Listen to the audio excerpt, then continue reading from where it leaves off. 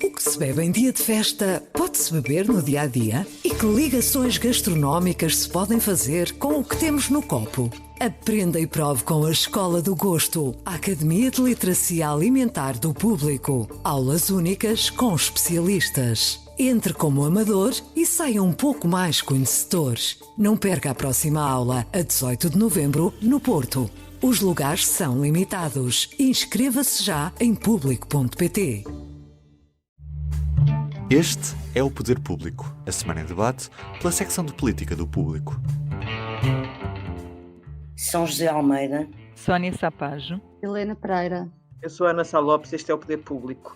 Rui Rio lançou Carlos Moedas para Lisboa, Fernando Negrão para Setúbal e já anunciou a candidatura e recandidatura de vários autarcas do PSD.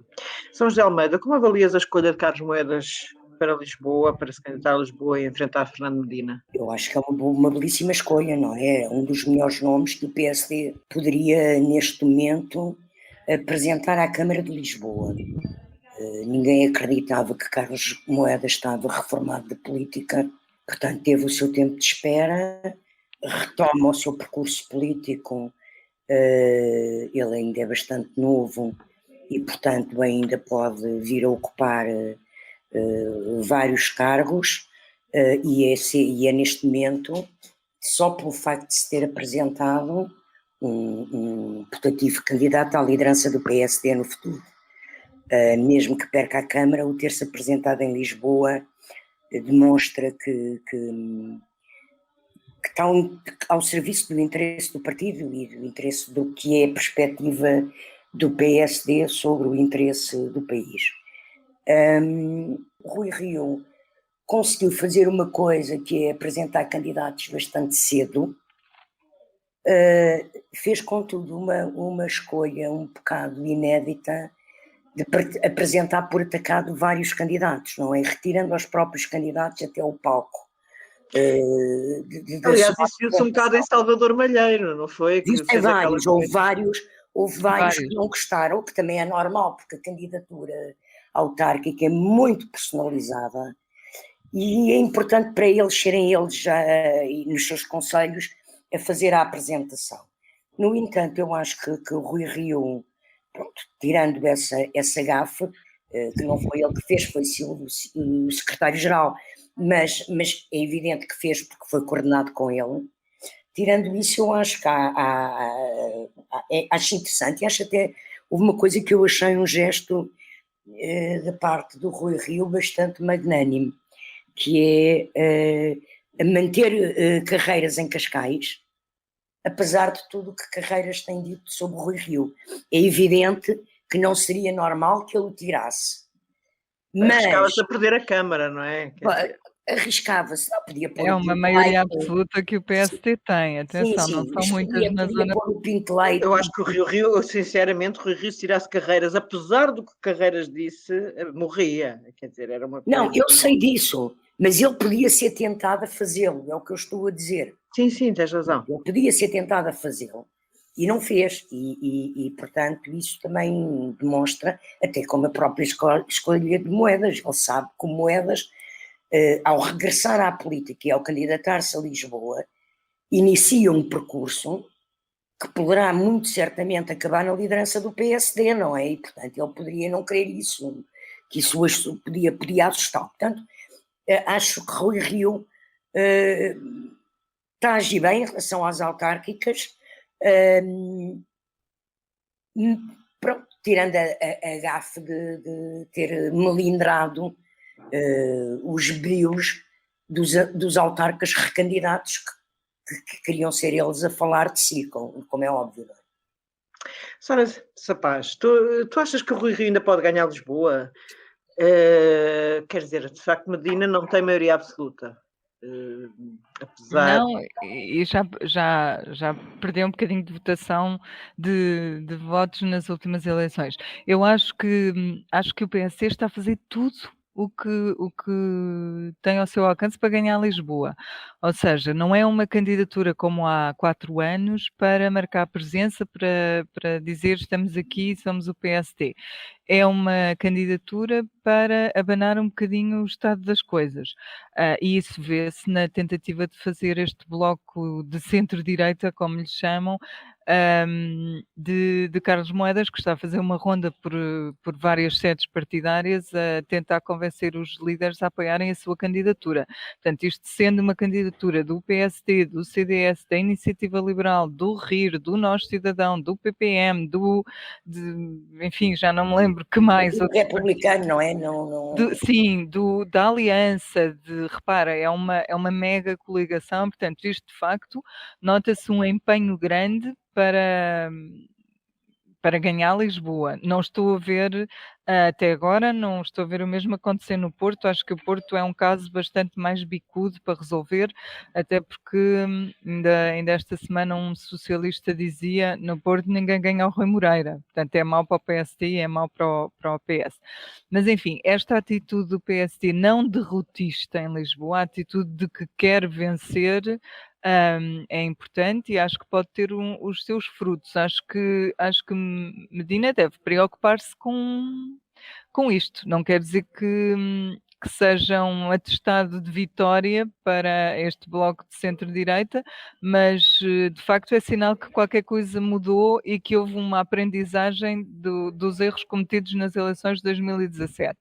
Além disso, e apesar disso, apesar de ter sido uma coisa positiva, eu de facto acho que é preciso registar aqui que houve assim uma série de erros de comunicação ontem e o principal foi de facto ter-se avançado com nomes que não tinham sido informados. Eu não acho mal ser a direção a avançar os nomes dos candidatos, atenção, acho que do lado da direção deu um sinal de que está a trabalhar, esteve no último ano a trabalhar, a tomar decisões sobre candidaturas.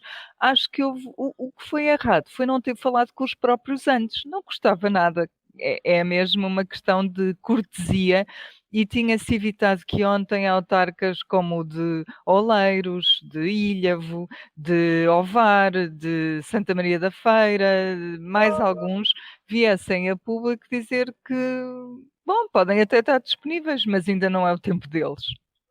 Pois, é facto. Helena Pereira, ao aceitar Lisboa, Carlos Moedas, a São José já falou um bocado disto, impulsionou o seu futuro no PSD, ao contrário de Paulo Rangel, que recusou o Porto, ou seja, Paulo Rangel agora fica numa situação inferior à de Carlos Moedas, na corrida a uma futura liderança, num futuro qualquer em que Rui Rio saia da liderança do partido. Sim, comparando, se Rangel tem ambições de mais tarde vir a liderar o PSD ou vir a ser candidato, parece-me que sim, que perdeu uma oportunidade que Carlos Moedas agarrou. E a história mostra que no passado estes momentos, por exemplo, eu lembro-me das autárquicas de há 20 anos, em que Santana Lopes ganha a Câmara de Lisboa, Rio ganha a Câmara do Porto, Fernando Seara ganha inexplicavelmente ou surpreendentemente Sintra. Foi umas eleições em que o então líder do PSD foi buscar uma série de pessoas e que dizer não numa altura difícil, porque era uma altura difícil também nesse momento para o PSD, já percebemos que isso, mais do que ajudar os líderes em exercício, ajuda os próprios que se chegam à linha da frente. E, portanto, sobre Carlos Moedas, eu citava José Miguel Juda e Silva Peneda, que disseram os dois, citando os dois, que estava na cara de que só uma pessoa com ambições políticas é que trocaria um posto dourado como é o ser de administrador da Gulbenkian por uma candidatura com uma vitória muito incerta, ou para não dizer muito difícil, em Lisboa.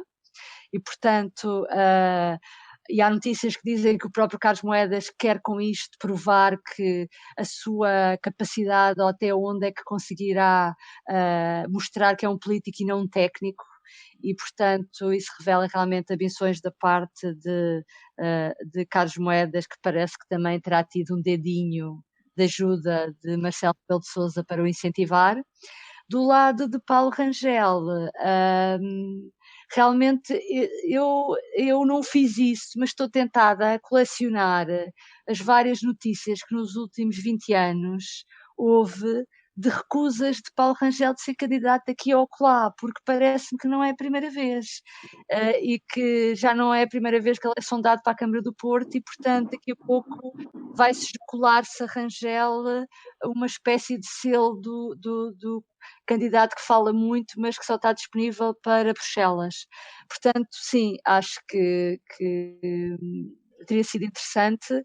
Ainda não sabemos, aliás, quem é o candidato que Rui Rio vai ter para apresentar no Porto, mas Rangel teria sido, se fosse candidato, um nome forte também. Queria acrescentar só uma coisa à Helena, que tem a ver com Carlos Moedas. Carlos Moedas é um nome associado ao pacismo. Foi um secretário de Estado de Pedro Passos Coelho durante muito tempo, depois foi comissário europeu. E é muito curioso que numa altura em que se fala do regresso de Passos, que pode até ser corporizado num futuro em Carlos Moedas, no caso de Passos não querer nunca mais voltar ao PSD, é engraçado este rosto do pacismo ser atirado para a frente por Rui Rio. O que significa, ou pode significar no futuro, que Rui Rio quer dizer, bom, eu vou-me embora, mas deixei aqui a sementinha Carlos Moedas, que na verdade não é necessariamente uma semente do rioísmo, como se diz, é anterior. Mas o facto de Carlos Moedas agora juntar os dois lados, estes dois PSDs, é muito curioso, não sei como é que se desenvolverá no futuro. É muito interessante mesmo. O João Ferreira, que é vereador em Lisboa, no dia logo a seguir à apresentação do nome de Moedas, veio fazer com alguma ironia um tweet a dizer: vejam lá, a direita tem tantas saudades da Troika que até foi buscar o secretário de Estado da Troika para ser candidato a Lisboa. Mas não me parece, tem piada, mas não me parece de todo um grande erro, porque precisamente numa altura em que fala do PSD, da recomposição da direita e de haver uma necessidade de uma aliança da direita democrática, que neste caso passa pelo CDS e pela Iniciativa Liberal, Carlos Moedas realmente, como disse Sónia, corporiza muito bem, a seguir a passos, esse tipo de líder que pode fazer essa aliança, sim. E pode juntar as várias direitas democráticas. São José de Almeida, Marcelo Rebelo de Sousa toma posse para um segundo mandato na próxima semana. Hoje o Público noticia que Marcelo Rebelo de Sousa quer condecorar todos os capitães de Abril até aos 50 anos do 25 de Abril, que se cumprem daqui a 3 anos, em 2024. São José de Almeida, estás à espera de um segundo mandato diferente deste Presidente da República? Eu creio que é inevitável. Não só porque num segundo mandato, que é o último, todos os presidentes foram sempre mais interventivos e assertivos, mas porque as próprias circunstâncias do país o obrigam a isso. Acho que é sobretudo as circunstâncias do país que vão impor isso. E o discurso que ele fez na noite das eleições também indicam isso, não é? Que ele terá que ter uma maior intervenção, que nem pode até nem ser crítica. Não estou a dizer que ele vá ser um Soares II no sentido de ter feito a vida negra ao Cavaco, ou um Cavaco II que também foi mais interventivo no fim do primeiro mandato e no segundo, mas creio que Marcelo poderá ser mesmo levado a ter uma outra atitude mais interventiva, mais presente, não só pelo lado dos afetos com o país, mas institucional, com o Primeiro-Ministro. Pela própria questão da pandemia, que está aí para durar, e sobretudo na necessidade de recuperação do país, de superação ou de mitigação da crise económica e social que se vai agravando, e, portanto, não tenho nenhuma dúvida que será diferente e mais presente, isso sim. Sónia Sapaz, faço a mesma pergunta, que Marcelo podemos esperar daqui para a frente, um Soares 2, a São José diz que acha que um Soares 2 não o será, ou um Cavaco 2, ou, enfim, um Ianes 2, então seria bastante radical, porque iria formar um partido, não é? Bom, ele tem dado sinais distintos, ele tem dito que será mais exigente e ao mesmo tempo tem dito que não esperem dele não esperem que ele compactue com uma crise política. Mas o que eu entendo é que só ele sabe responder a essa pergunta primeiro e ele há de fazer todos os esforços para não ser nem igual a Soares, nem igual a Cavaco, nem igual a Ianes, porque uma das coisas que ele tem feito sempre é tentar marcar o mandato de Presidente da República com o seu cunho muito próprio. Ele foi um presidente diferente de todos os outros e eu acho que continuará a ser. E, portanto, tudo o que possamos esperar dele, pensando no que foram os anteriores presidentes, estará certamente errado. O que eu acho que vai marcar a presidência, este segundo mandato, mais do que a data em que se transforma num segundo mandato, em que o mandato dele se transforma num segundo folgo, mais do que isso, uma data, o que eu acho que vai marcar é a questão da pandemia. Acho que vai haver um antes e um depois da pandemia. Acho que ele antes se comporta de uma forma, sempre a apoiar o governo, a chegar aos consensos, mesmo que partam de posições diferentes, e na segunda fase acho que podemos esperar um Marcelo diferente. E acho que ele fez um primeiro mandato também muito assim. Havia um antes dos incêndios e um depois dos incêndios. Ele muito sensível sempre às questões que interessam ao país, aos portugueses, às questões que mexem com o país, com os portugueses, mais do que às grandes questões políticas. Ele sempre fez com que no seu mandato se notasse a preocupação dele com esses assuntos. E eu acho que em relação a isso vai manter-se igual. Ele vai manter as suas prioridades em consonância com o que serão as prioridades dos portugueses. Portanto, a minha resposta à tua pergunta é: eu acho que se vai notar eventualmente mais diferenças no antes e no depois da pandemia do que Mas no será primeiro Marcelo 2. mandato. Será Marcelo 2 e não qualquer emulação de Soares 2 ou Sim, isso Cavaco seguramente. 2. Acho que ele vai fazer o possível por não se confundir com nenhum dos presidentes anteriores. Tem-lo feito, aliás. Sim, sem dúvida. Helena Pereira, a homenagem aos Capitães de Abril, que Marcelo Rebelo de Sousa, aliás, um texto feito por ti, que Marcelo Rebelo de Sousa hoje conta, ele próprio, no público, e vem numa altura em que o Presidente da República foi criticado por participar no funeral de Marcelino da Mata, um comando do Exército Português, a quem ele fez uma homenagem bastante elogiosa, e esse homem, de quem Vasco Lourenço disse ter cometido crimes de guerra. É Marcelo equilibrar as coisas, depois de ter sido bastante criticado por alguma esquerda, não toda, evidentemente, e agora vai condecorar os Capitães de Abril, aliás, condecorou uma cerimónia um bocadinho clandestina no fim da semana, que ninguém soube, porque ele próprio se encarregou de não dizer a ninguém, com a Ordem da Liberdade, se não me engano, 27. Sim, é assim, primeiro, pode-se achar que veio equilibrar as coisas, embora esta homenagem não tivesse sido desencadeada pela polémica de Marcelino da Mata, que acontece porque ele morreu, e voltou-se a falar do passado. Esta cerimónia já vinha a ser preparada há mais tempo, ou seja, antes disso. Ok. Aliás, começou, é a continuação, pelo que tu escreves, de uma iniciativa de Ramalhianos quando era presidente, não é? Exatamente, mas é muito interessante, porque o que é que Conta lá. acontece? Exatamente. Pelos vistos, eu falei com o Presidente e falei com o Coronel Vasco Lourenço, Presidente da Associação 25 de Abril, que está a elaborar a lista, e o que é que se passa? O critério de escolha das pessoas são cerca de 200 militares que estiverem envolvidos naquilo que o próprio Vasco Lourenço chama a conspiração do 25 de Abril, ou seja, os operacionais que participaram naquela noite no golpe e na Revolução. E, portanto, são 200 pessoas. Dessas 200 pessoas, 80 foram condecoradas pelos presidentes Ramalhianos e Jorge Sampaio.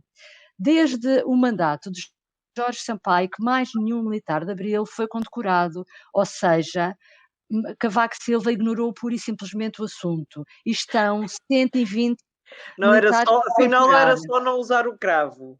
Exatamente. É que não era só não usar o cravo. Eu não me lembrava disso, não me lembrava disso, que realmente houve este ato. E Marcelo não queria fechar este seu primeiro mandato, que está a terminar segunda-feira, porque na terça-feira é a posse dele como segundo mandato, sem ter um gesto de condecorar alguns militares. Então resolveu escolher ali 27 e fez uma cerimónia que decorreu no Picadeiro Real, ali em Belém, no sítio onde antigamente era o Museu dos Coches, e não convocou a comunicação social. A única coisa que fez foi pôr no site da Presidência fotografias dos vários condecorados, mas nem sequer pôs um texto, um discurso, mas vai pôr nos próximos dias.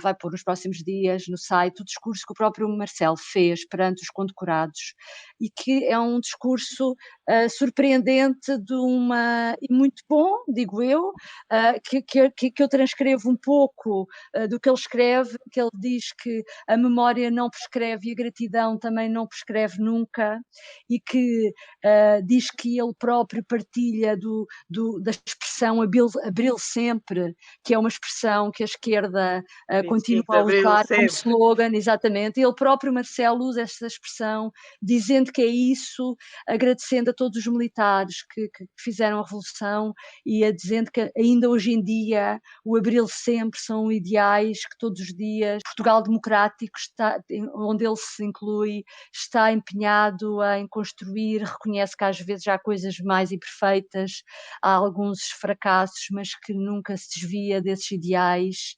E, portanto, esse discurso de Marcelo é muito curioso e muito importante, e é pena que realmente não tivesse sido transmitido pela comunicação social, mas ele não o quis. Acontece que ele vai até 2024, que são os 50 anos da Revolução, vai fazendo algumas levas de condecorações e vai reservar, como ele diz, os notáveis para condecorá-los no ano dos 50 anos da Revolução de Abril, como Spínola, como Costa Gomes, como outros membros da Junta de Salvação Nacional. E aqui eu aproveitava só para dar uma chega, só para explicar, porque hoje já recebi mails de algumas pessoas a perguntar, e eu acho que ficou claro no texto, mas gostava só de explicar que as condecorações não são só para altas patentes. Tal como já aconteceu na sexta-feira, Marcelo Rebelo de Sousa está a condecorar cabos, que eram cabos na altura do 25 de Abril, está a condecorar milicianos, ou seja, muitos militares, e a maior parte dos capitães de Abril até eram milicianos, e militares do quadro permanente. Portanto, não se pense que isto é uma coisa para, no fundo, distinguir apenas aqueles que eram considerados compostos mais distinguidos na altura. E, portanto, vamos estar atentos a esta lista de 120 nomes que ainda não só é conhecida, mas que está a ser feita, e todos os anos vamos ter. E, portanto, com isto tudo, só para terminar, Marcelo ficará para a história. Marcelo, um presidente de centro-direita, ficará para a história como o presidente, se ele fizer estas 120 condecorações, como diz, que mais militares de Abril condecorará. Isso tem piada. Pronto, é só isso. Com isso termino. Tem mesmo muita. Principalmente quando se vê em contraste com a Cavaco Silva, que passou lá 10 anos ignorando qualquer um que fosse. Mas enfim, passamos ao PCP. São José de Almeida, 100 anos depois, o PCP vai cumprir o seu 100º aniversário este sábado. E eu queria perguntar-te se, a avaliar pelas últimas eleições, nomeadamente estas últimas presidenciais, se o PCP está mesmo agora sim em vias de extinção. Eu sei que se falou muito disso há 20 anos. Há 30. Há 30. Há 30 já. Que horror, o tempo passa. 30, certo. 31. O público também faz o seu aniversário. Sim. Amanhã, 5 de março, é quase, mas são só 31 anos. Mas sim, as primeiras edições já discutíamos a futura e possível extinção do PCP. Se não se renovasse. Quer dizer, é isso, há 30 anos que se fala. É evidente que o PCP tem sofrido erosão eleitoral, que o PCP hoje tem uma implantação social e sociológica mais diminuta do que tinha há 30 anos. Mas apesar de tudo, eu acho que é de salientar que o PCP ao longo destes 30 anos tem conseguido resistir e adaptar-se a novas realidades, a um novo mundo completamente diferente do que era há 30 anos, já para não falar há 100 anos, estou a falar de quando foi a crise que se falou, não é, dos vários críticos. Exatamente. Começa há 31 anos. Da terceira via. 31, 32 anos, 33, vá lá. Sim, pronto. E que se prolongou até 2000, não é? A última decisão, os últimos dissidentes foi em 2000. O que é facto é que o PCP tem-se conseguido adaptar, não é? E tem perdido votos, mas tem continuado a resistir e continua a ter uma importantíssima presença sindical. E eu creio que é mesmo essa presença sindical que faz o PCP manter-se vivo e fará manter-se vivo e sobreviver. Porque quando nós olhamos para os outros partidos todos que nessa época, há 30 anos, sofreram também crises, pela Europa fora, esses partidos desapareceram, não existem, transformaram-se, fundiram-se com outros, como na Alemanha ou como na Itália, transformaram-se, pronto. Ou acabaram mesmo, não existem com esse nome de partidos comunistas. E eu penso que essa originalidade do PCP em Portugal, penso isto há muitos anos, não é de agora, essa capacidade de resiliência do PCP vem da sua presença sindical e da importância da CGTP como central sindical virada, sobretudo, como a CGTP, mas também outros sindicatos que não são da CGTP, mas que estão ligados ao que são os trabalhadores do Estado em lato sensu, todos eles, professores, não é só os da administração, também há carreiras especiais que também têm, até forças de segurança, que têm sindicatos cuja orientação ideológica é próxima do PCP. E isso dá-lhe uma mais-valia para continuar a resistir, penso eu, e a continuar a adaptar-se às novas circunstâncias, mas admito mesmo que o PCP, em próximas legislativas, possa eventualmente até recuperar a votação. Não dou a coisa como definitiva, porque eu já vi nestes 30 anos, todos vimos, tanta coisa, o PCP não é? baixar, subir. Portanto, isso é normal. Eu acho que o PCP é um partido do sistema, é o partido mais institucional até do sistema, na minha opinião, que mais respeita o institucionalismo do Estado, e da democracia, das instituições democráticas, e, portanto, tem uma capacidade de adaptação e de sobrevivência que está aí para continuar, penso eu. Ok, pessoal, nessa página, como é que vês a próxima batalha do PCP às autárquicas? Estou a pensar que isto vai ocorrer numa altura em que do próximo Orçamento de Estado, sendo que neste momento, pelo que vamos vendo e pelo que aconteceu no último orçamento, o PCP é o único partido, bem, tirando enfim, o PAN, mas é o partido clássico que neste momento apoia o governo. Apoia o governo no sentido de viabilizar orçamentos. Tem a sua graça isso que tu dizes em relação ao orçamento, porque ao mesmo tempo que o PCP no último orçamento foi o partido que na prática viabilizou o orçamento, não é? Na prática, claro que teve de se juntar mais alguém, porque PCP e PS sozinhos não conseguiriam, mas na prática foi o PCP que o fez. Mas a verdade é que na prática o PCP também conseguiu, foi o partido que mais influenciou o orçamento, portanto tem bandeiras para mostrar aos seus militantes, se o quiser fazer, de questões em que esteve a negociar até ao fim do momento, em que conseguiu ser ele a fazer a diferença. E se calhar, no tempo da geringonça, como não era o único partido, ou não era o partido que podia fazer a diferença, se calhar o poder não era tão óbvio e não se notava tão bem. A questão é que de 2013 para 2017, a CDU, não o PCP, a CDU perdeu 63 mil votos. Em percentagem passou de 11 e tal para 9,5. E em número de câmaras perdeu 10 câmaras. E de facto isso não é suficiente para um partido desaparecer, não é? Porque senão outros estariam antes dele. Não é suficiente para um partido desaparecer, mas são sinais de alerta e são sinais de que as eleições autárquicas têm de ser tratadas com muito cuidado por parte dos comunistas.